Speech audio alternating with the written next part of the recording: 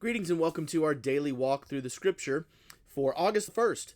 Your readings today find you in 2 Chronicles 32, 2 Chronicles 33, 1 through 13, Romans chapter 15, 23 through, and then Romans 16, 1 through 9, Psalm 25, 16 through 22, and Proverbs chapter 20, 16 through 18. So we're getting really close to wrapping up both 2 Chronicles and Romans. We're really just a couple of days away from those bad boys.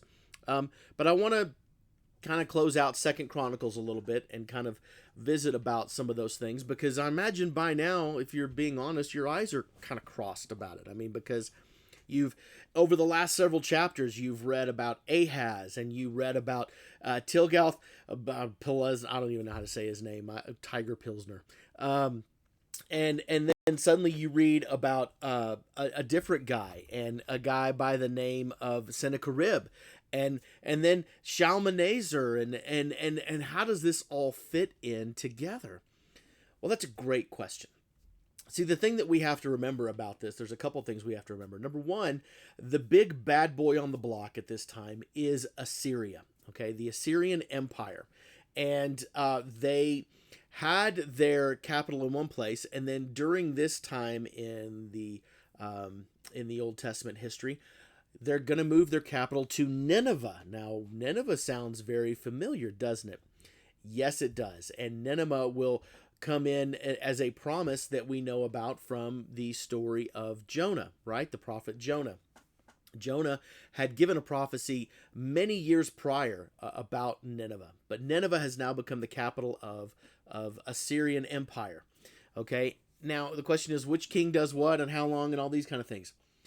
These are good names and these are important names, but they're not the main name. And honestly, to say it another way, they don't matter quite as much as the main character.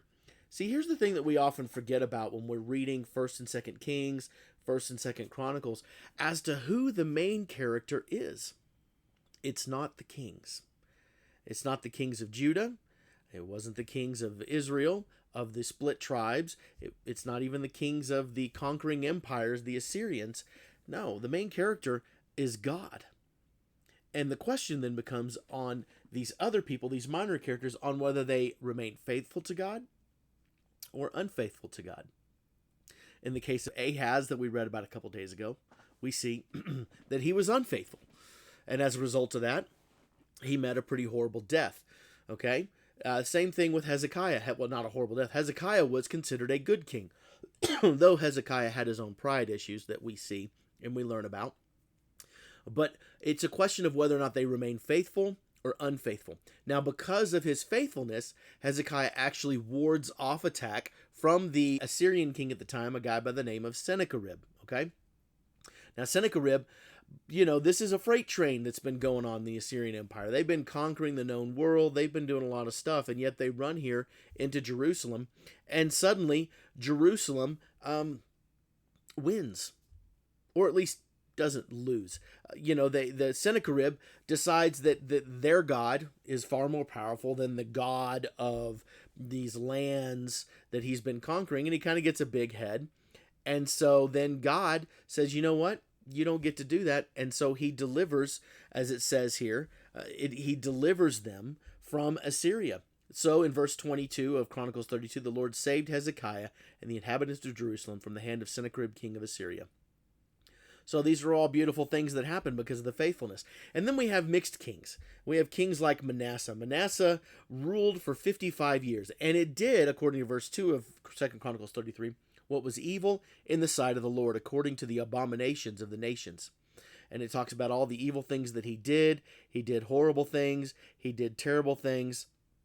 And then it says, though, that Manasseh knew that the Lord was God. And something changes. But the main character of this, and honestly, the main character of our lives, should always be God. We like to think of ourselves as the thing the world centers around, but we're not. We're really not. The story that we're a part of is God's story. God is not a part of our story. We are a part of his story. And so the question to you, and the question to me, and the question to all of us is, which one of the kings are we going to be like? Are we going to be like the king that is faithful to Israel? faithful to God, or are we going to be like the king that is done evil in the sight of the Lord? Well, that's the question for us all, and I think that's a good question to stop on for today.